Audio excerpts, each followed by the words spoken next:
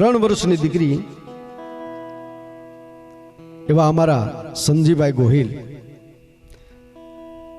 એવા સંજીભાઈના પોતાના ઘરની જ વાત છે. એમની દીકરી અસ્મિતા 3 વર્ષની હતી. સંજીભાઈ બપોરે રોંઢો કરવા બેઠેલા, જોયું તો દીકરી ફળિયામાંથી રમતી રમતી આવી. બાપાના વાસણમાં સાસ ન જોઈ જમવામાં. દીકરી કે પપ્પા સાસ નથી? ના બેટા, આજે સાસ નથી, મોટા બાપાને ત્યાંથી લઈ આવું. હવે આ દીકરીની વેદના જુઓ, મારો બાપ સાસ વગરનો ખાય છે, મોટા બાપાને ત્યાંથી લઈ આવું. બેટા આપણે ઘરે નથી તો મોટા બાપા ન્યાય ક્યાંથી હોય? આપણી પાસે માલ ઢોર નથી, એ વખતે કદાચ દુધાણા નહીં હોય. તો બેટા આપણે ભગવાને જે આપ્યું છે ને એ ખાઈ લેવાય. હવે આ દીકરીની સમજણ જુઓ. આવી દરેકના ઘરે દીકરી પોતાના બાપની કેટલી ચિંતા કરતી હોય છે, હું કહેવા એ માગું છું. આ દીકરી આજે સાસરે છે, સાસરે હોય તો એ પોતાના બાપની ચિંતા કરતી હોય આ દીકરી. અને આજે દીકરીના પૈસા લેવાય આ સમયમાં. તમે વિચાર કરજો, આ દીકરીનું પાત્ર દીકરી નથી, દીકરી છે જગતની માં છે. હિમાલયની દીકરી જો માં ભવાની ન હોત તો આપણે કોઈ ન હોત. એટલે દીકરીને માનું બિરુદ એટલા માટે આપવામાં આવ્યું છે. દીકરી બાપ માટે દીકરી હોય છે, સંતાન માટે માં હોય છે, અને પોતાનાથી નાના ભાઈઓ હોય ને એના માટે પણ એ માં સમાન હોય છે. આજે દીકરીને વેચી નાખે માણસ. દીકરીનો તો બાપ જે કદર કરતો હોય એ જ કરી શકે. બધા બાપ એવા નથી હોતા, પણ પોતાની કરુણતા. અને આજની દીકરી, હું એમ કહું કે કવિની કલ્પના લખે છે, કવિ જોવે છે ને એટલા માટે જોવે છે કે કવિને જે વેદના થઈ, કવિને જે પીડા થઈ, એમાં એક જગ્યાએ દીકરીને જોવા માટે આવેલા. એ દીકરીને જોવા આવેલા એટલે બેઠા હતા બધા. એમાં દીકરીના બાપે હળુક દઈને જે જોવા આવ્યા એના કાનમાં કીધું કે તમારે મને એટલા પૈસા દેવા પડે તો મારી દીકરી તમારે ઘરે આપું. અને આ એની દીકરી સાંભળી ગઈ. જે દીકરી સાંભળી ગઈ એ દીકરી જે કહેતી હતી એ હું તમને ગીતમાં એકાદી કડીમાં કહું છું. એ દીકરી શું કહેતી હતી સાંભળી ગઈ એટલે દીકરીએ મહેમાન વ્યા ગયા એટલે એના બાપને કહે છે, એ જે દીકરી કહે છે સાંભળો માવતર, અંગના વેચો અમારું, કન્યા વેસીને એ કણ ખાશો તો હારું નહીં થાય તમારું મારા માવતર,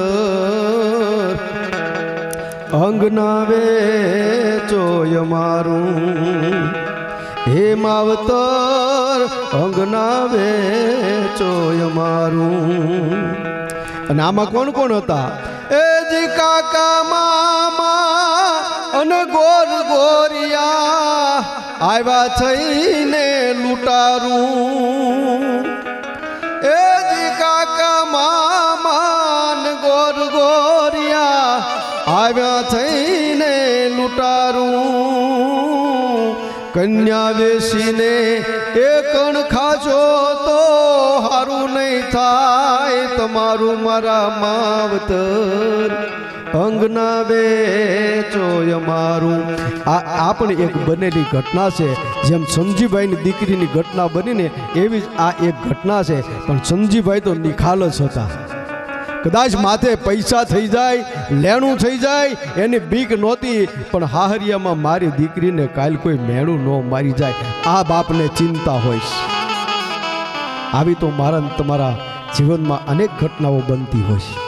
તો આ દીકરી છે ને, એ દીકરીને મારે તમારે હાથવી જોઈએ. અત્યારે દીકરી મને તમને ગમતી નથી. અત્યારના યુવાનો તમે વિચાર તો કરો, દીકરી હાટું થઈને આપણે બહાર લેવા જવું પડે છે. એટલે કહું છું કે દીકરીને ઉછેરો. દીકરી છે એ માં છે અને માં છે એ દીકરી છે. કારણ કે મને તમને જન્મ દેનારી માં પણ કોકની દીકરી છે. અહીંયા આ દીકરીની વાત પૂરી કરું છું, પછી બીજી એક દીકરીની તમને વાત કરું છું. આ સંજીભાઈ સત્ય ઘટના જ્યાં બને છે આ ઘટના, એના કાકાના મોઢે આ વાત મેં સાંભળેલી છે. મને નામ દેવાની ના પાડી છે, પણ એ કે મારા મોટા ભાઈને ઘરે આ સત્ય ઘટના બનેલી છે. દીકરી શું કહેવાય? દીકરીની મા મરી ગઈ છે, બાપ એને ઉછેરીને મોટી કરે છે. એમ કરતા કરતા બાપ કાયમ કાળી મજૂરી કરીને આ દીકરીનું બાપનું બેયનું ખાવાનું કરે. એમાં ક્યાંયથી મજૂરી થોડાક દી આવી નહીં, પણ મેન વાત એ છે કે આ એના બાપને કદાચ ટેન્શન હોય, જે હોય તે, એને પીવાની ટેવ પડી ગઈ હતી, દારૂનું વ્યસન થઈ ગયેલું. 3 દિવસની દાડી આવી નથી, ઘરમાં કાંઈ છે નહીં, અને દીકરીનો બાપ હૂતો છે, અને દીકરીને ઘડીક થાય ને એમ કે બેટા મને ગમે ત્યાંથી દારૂ લાવી દે. થોડીક વાર લાગે ને બોલાવે, બેટા મને ગમે ત્યાંથી દારૂ લાવી દે, ત્યાં સુધી હું ઊભો નહીં થઈ શકું. એમ કરતા કરતા 6 દિવસ વયા ગયા. 6 દિવસમાં નથી દીકરીએ ખાધું, નથી એના બાપે ખાધું. તમે વિચારો. એ ભાઈને મેં પૂછ્યું તમે ત્યાં નહોતા રહેતા? ના ના, હું કે ગોંડલ રહેતો હતો. મને પછી ખબર પડી. પણ પછી ભગતભાઈ મને કે એવું બન્યું કે જે મારા ભાઈની દીકરી મારી ભત્રીજી હતી ને, એ મને કે એના મામાએ લઈ દીધેલી ઝાંઝરી હતી, એ લઈને હોની ત્યાં જાય છે. હોનીને કહે છે હોની કાકા આ ઝાંઝરીના મને થોડાક પૈસા આપો ને. કેમ બેટા, તારે કેમ ઝાંઝરી લઈને આવવું પડ્યું? હોની કાકા મારા બાપાએ 7-8 દિવસથી દારૂ નથી પીધો ને, એટલે ખાટલામાં હુતા છે ઊભા નથી થઈ શકતા. શું કીધું બેટા? મારા બાપાએ 7-8 દીથી દારૂ નથી પીધો ને, એટલે ખાટલામાંથી ઊભા નથી થઈ શકતા, એટલે હું એની હાટું દારૂ લેવા જાઉં છે, મને આના પૈસા આપો ને. હોનીએ હળુક દઈને પૈસા આપતા કીધું બેટા એક વાત સમજી લે, તારા બાપને દારૂનું બંધાણ છે, અને એ બંધાણ હાટું થઈને તારે આ ઝાંઝરી મૂકવી પડી. પણ જો તારો બાપ દારૂ નહીં મૂકે તો એક દિવસ તારે આ તારો દેહ મૂકવો પડશે. દીકરી નાની ઉંમરમાં હતી એટલે સમજી નહીં.